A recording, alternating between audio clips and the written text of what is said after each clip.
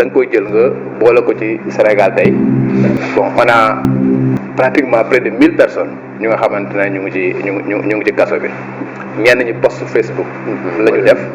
ñu dem ci kaso yi su fekkee dama koy jël par rapport ak définition bi ñu jox loolu dama leen di jàppe comme ay prisonniers d'opinion comme ni ko Amnesty waxee ñooñu nag dans tous les cas war ñu nekk ci kaso bi parce que seen xalaat la ñu wax. ñooñu nag dans tous les cas waruñoo nekk ci kaso bi di kàddu yi kii di sëñ Daouda Mine di journaliste di gëstukat ci wàllum yoon andil ñu ay leeral ci détenu politique waaye it détenu politique yi nekk Sénégal ni mu doxe ak li ci yoon wax ak li ci état di doxal mu faram fàcceel ñu ko ci vidéo bi kon ñu bokk ko teewlu. maintenant bu ñuy wax par exemple détenu politique ñun dañu jël ñëpp ñu nga xamante ne dañ leen jàpp dans le cadre des manifestations ñu jàpp leen comme ay détenus politiques te bu fekkee ne da ngay xool même ñi nga xamante ne ñoom ñooy les défenseurs des droits de l'homme boo jëlee Amnesty International par exemple dafa def une distinction ci classification bi dafa def une distinction entre li ñuy woowee un prisonnier politique ak li nga xamante dañuy woowee un prisonnier d'opinion. Le prisonnier d'opinion mooy ki nga xamante ne deful benn action. ay kàddu lay wax ŋàññi peut-être gouvernement nu muy doxee wala mu am ay convictions religieuses yu nga xamante ne nguur gi àndu ci ñu jël ko ne ko ràpp amul benn action bu nga xamante ne daf ko def ay kàddoom ay wax kooku ñoom dañ ko considérer comme un prisonnier d'opinion et kooku dafa wane dans tous les cas warul dem kaso parce que xalaatam la wax.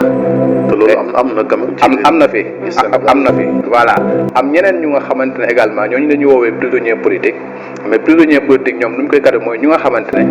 dañu nekk ci benn parti politique wala ñu nekk ci benn mouvance politique d'accord ñu ak nguur gi ñu def ay action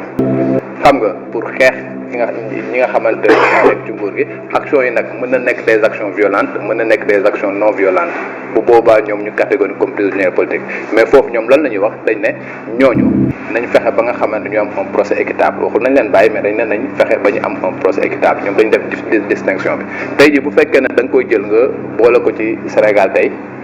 bon on a pratiquement près de 1000 personnes ñu nga xamante ne ñu ngi ci kaso bi ñenn ñi post Facebook la ñu def ñu dem ci kaso yi su fekkee dama koy jël par rapport ak définition bi ñu jox loolu dama leen di jàppe comme ay prisonniers d'opinion comme ni ko Amnesty waxee ñooñu nag dans tous les cas war ñu nekk ci kaso bi parce que seen xalaat la ñu wax te liberté d'opinion c'est quelque chose qui est consacré encore une fois parce que ndey ji charte moom mooy la constitution du Sénégal ma waxaat sànq que ni la liberté moom mooy principe bi l'exception c'est la détention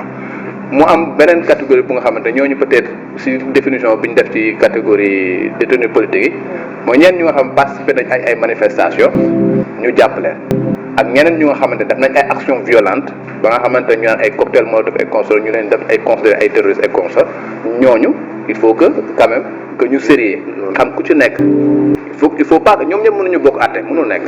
ñëpp bokkuñu àtte donc ku ci nekk en fonction de li nga xamante ne moom nga posé comme acte en fonction de li nga xamante ne am nga ko ci say bi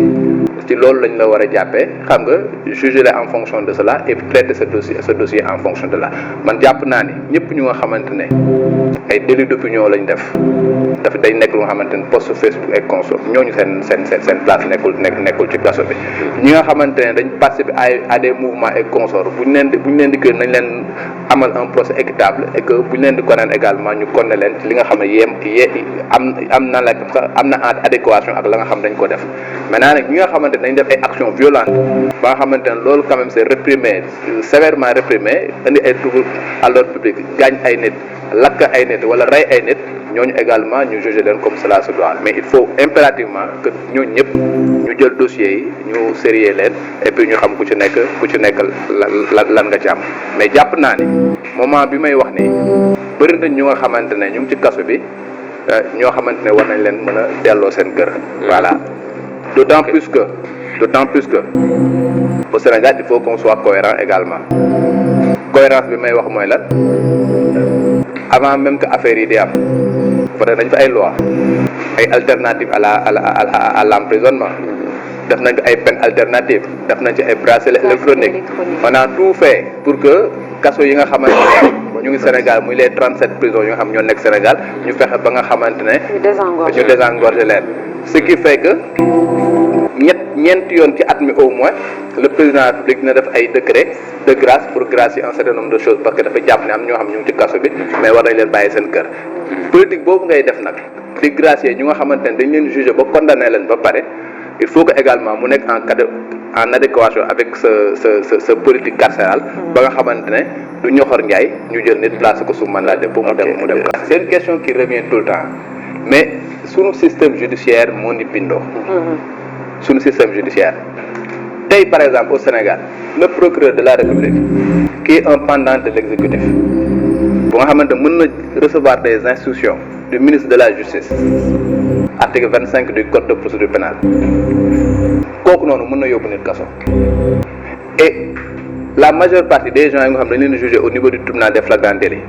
juge d'instruction yóbbuwu leen fa procureur moom moo leen di placer sous mandat de dépôt tous les jours quand tu pars à la cave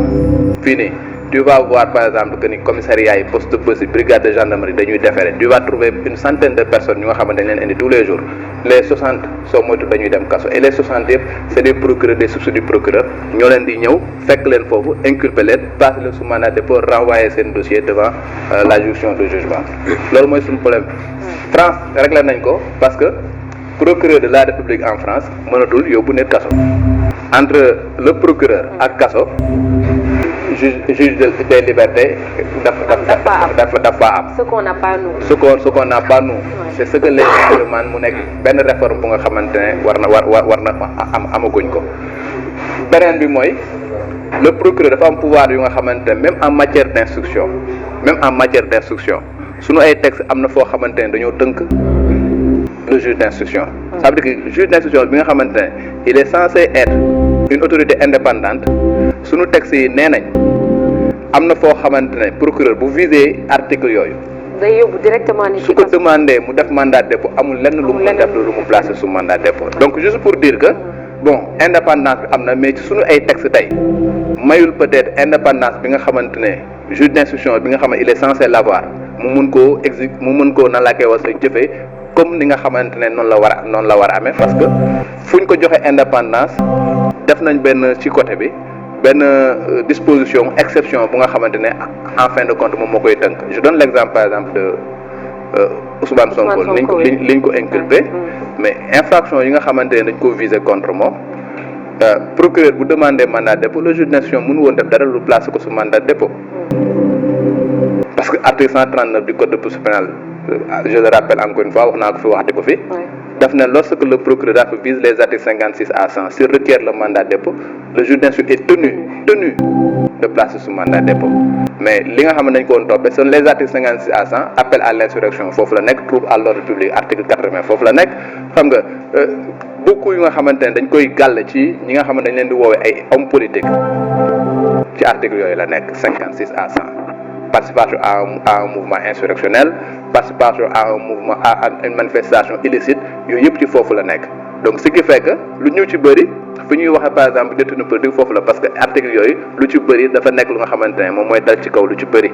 ñi nga xamante ñoom ñooy homme politique ba ñu dem ba wëlbatiku daal di jàpp ni infraction yi moom moo nekk ay infraction politique comme ni ñu jàpp ni diffamation ak diffusion de fausses nouvelles ñoom ñoo nekk ay infraction des délits de presse. non parce que li koy waral mooy da nga koy jox liberté provisoire le procureur ci boppam daal di opposé wu. dès que procureur opposé wu dafay rester en prison. donc pour wax leen pouvoir bi nga xamante ne procureur bi da ko am alors que tey jii le principe dañ lay wax ni par exemple en matière de délit la détention ne doit pas dépasser 6 mois. tey da ngay jël par exemple le Keïta comment il s'appelle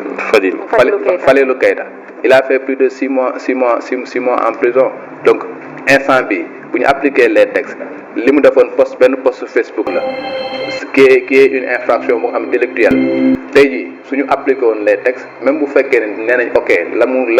lañ koy jiiñ am na ay éléments yu prouvé moom moo ko def dañ ko war a renvoyer en jugement heure bi waroon na ko fekk mu am liberté provisoire en attendant son procès bu fekkee nañu appliqué woon les textes il faut impérativement des réformes bu ñu defee réforme le pouvoir bi nga xamante ne procureur daf koo am ñu wàññi ko wala bu fekkee ne dañ ko jox pouvoir boobu nga xamante ne bu même bu ñu wàññiwul yooyu ñu dog cordon ombilical bi am entre moom ak exécutif nga xamante ne moom dafay am la plénitude de ses pouvoirs. jërëjëf sëñ Daouda Mine kaddu yi am na solo leeral yi am na solo lool waaye liñ ci mën a jàngate rek ci poñ yi nga ci joxoñ dafay poñ yu am solo yoo xamante ni bii wax dëgg yàlla firnde la ci li ñuy dund kenn ku ci nekk xam ci liy dox Sénégal lan moo koy doxal ak lu tax muy dox ndax sa kàddu yi ku ko dégg te déglu ko ak xel te amum xel di xelaat di nga xam ne li fi am ak li ñu wax ne moo nekk ci kaso bi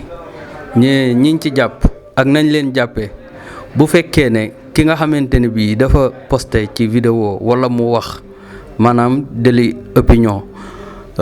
bu fekkee ne dañoo wax ne kooku à tous les cas wërta dem kaso te ñooñu ñu jàpp ñu ne ay 1000 personnes lañ li ca ëpp dañoo wax wala ñu bind ñu jàpp leen dugal leen ci kaso bi boobu ba léegi wax dëgg yàlla kon war nañoo xoolaat bu baax a baax mbir yi ni muy doxee beneen bi ci des it li nga wax ci procureur mu mel ni que moom dañ ko abal ay bët ki ko moom fu ko neex lay xoole wala boog ki ko moom fu ko neex la koy xoolloo muy loo xamante ne bii it ba tey day indi ay jafe-jafe ndax bu ñu nee Sénégal justice dafa am liberté dafay àtte yoon waaye am na ca ku ca nekk koo xamante ne bii état moo ko fa teg bu ko defloo dara amul droit ñàkk a def loolu mu ko defloo bu ma déggee li nga wax kon dafay mel ni kat dañ ne yoon waa ngi nii waaye ku ñu teewut kat ñëpp ci la ñuy àtte woo waaye teewut ku ñu bëgg a dënge mën nañ laa dënge daanaka rek loolu lay tekki ci li nga expliqué ci kaawu kii di Ousmane Sonko waaw noonu laa ko déggee beneen poñ bi ci desit muy kaawu Fadilou Keita li nga ca wax mu tuuse ma mooy moom 6 mois ak dëli bi mu def 6 mois waru ko woon a nekk def ci kaso bi wala boog heure bi waru ko woon a fekk ci kaso bi bu ñu appliqué woon loi loolu nga wax bu ñu appliqué woon li ñu bind texte maanaam li ñu bind ci charte ndey réew mi ne ku def nangam nañ la def nangam nga ne bu ñu sukkandiku woon ci loolu du fa nekk mar day taali kon de ña ko fa bàyyi bu fekkee ne baalu leen sunu borom jëfandikoo ak maando bu ëllëgee dinañ sonn lool waaw kon loolu daal doy na waar torop ndekete li coow li bari poñ yi rek moo indi jafe-jafe yi waaw kon de ki fiy ñëwaat ëllëg am na ay sànce yu am solo yoo xamante ne bii waroon nañ koo def xam naa ne Sonko de ak lu man am ak lu mu man def ak defo bu mu man di am yee gim ñu dimbali yee ñu ko wala boog coowam dimbali giñ ci dimbali ko jaare ci ñu waxtaanee yoon ba sénégalais bu nekk dugg ci sa nopp